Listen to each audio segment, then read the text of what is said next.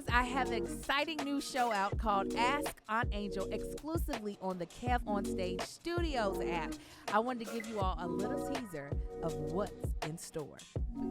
So on this call, we're dealing with someone who is having all types of cultural conflicts between her and her in-laws. And sometimes it's hard to figure out how to put people in check, but also remain a family. Hi, Clary May. Thank you so Hi, much Angel. for calling in, girl. I was looking at your question, and this is a heavy-duty one. So you have been married for how long? For 5 years. 5 years. And your husband is Asian? Yes.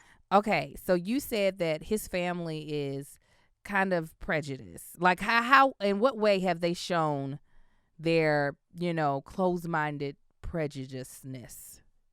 Well, for starters, like he's one of 5, so he has 2 sisters, and one of the sisters, just for as an example, was like, "You have such beautiful hair. Can I brush it?"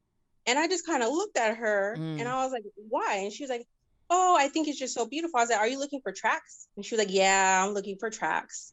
Or the mother has blatantly asked, like, "Oh, what's your relationship like with your father?" Oh.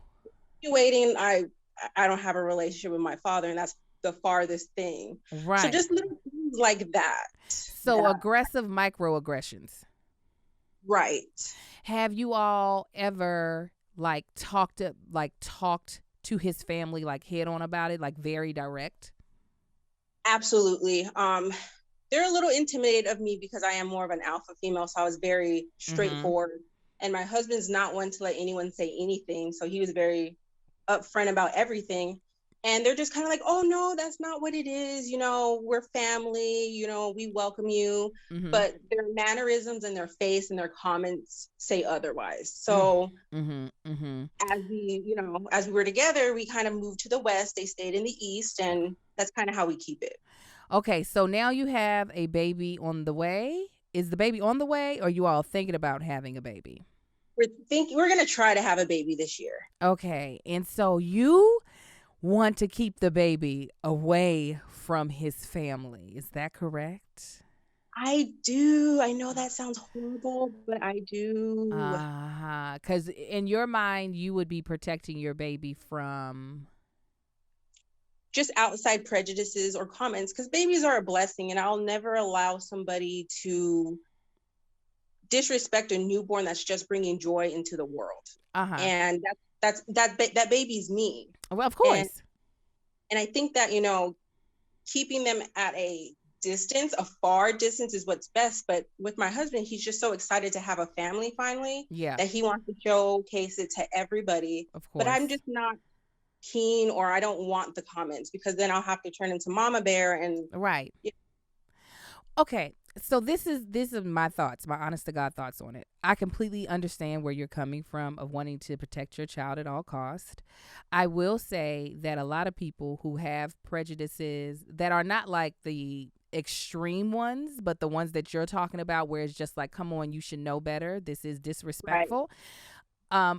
I've met actually quite a few of those people that end up with a grandchild that ends up being from the culture that they had the prejudices in. And then all of a sudden, they can see all the things that they thought were wrong, all the ways in which the words that they say are hurtful, because I'm sure they have love for you because their son does, but you are not one of them. However, you birthing a child would make that child one of them as well as one of you. Now, I will never be one to tell anyone to tolerate any type of disrespect when it comes to your child. But I will say, I think you should possibly give them a chance because, especially because you are bringing 2 very different cultures together. And I'm all about a child being able to understand and know all of their identity. Right. I'm not saying subject them to anything that doesn't, bring them joy and love, but you don't want them to feel like they were cut off from that family without giving them a bit of a chance. And you all can give them the fair warning of, we're going to try this when we have our child. We're going to try this. We want you to be a part of their life. However, if you don't know how to pull your act together and realize the things that you think are okay to say to me are not okay to say to anybody, we will exit stage left with this baby, and you will only get a Christmas card at the end of the year, and that's about it.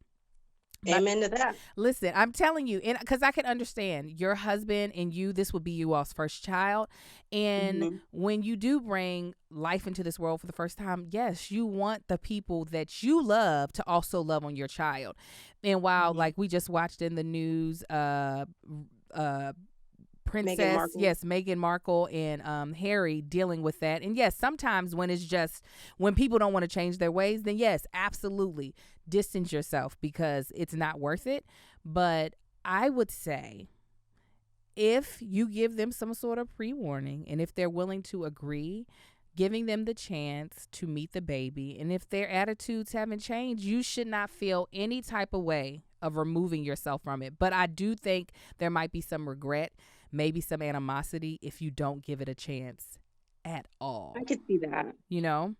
I know that's a hard one. That's always, anytime someone is in an interracial relationship with two cultures that have not mixed well or haven't really had a chance to mix, it can be difficult to try to figure out because even when you said you could tell from their facial mannerisms and the things that they do, there's some things that you might be picking up on that might not even be a thing to them. You know what I'm saying? It's just, Right, that's true. you know, so it is hard. It is a learning thing. And I'm not saying you got to always be the teacher, but I will say on something as delicate as bringing life into the world, you try not to make too many hard, fast rules because you just never know. People can change, people can evolve. So I would say give them the opportunity when the day happens. And if they don't rise to the occasion, then go ahead and give them a boot.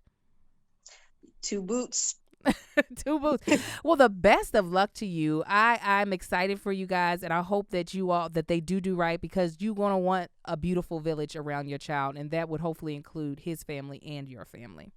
Absolutely. And thank you so much, Aunt Angel, for that advice. And I'm definitely going to take it and talk to my husband about all of that. All right. You have a blessed day, love.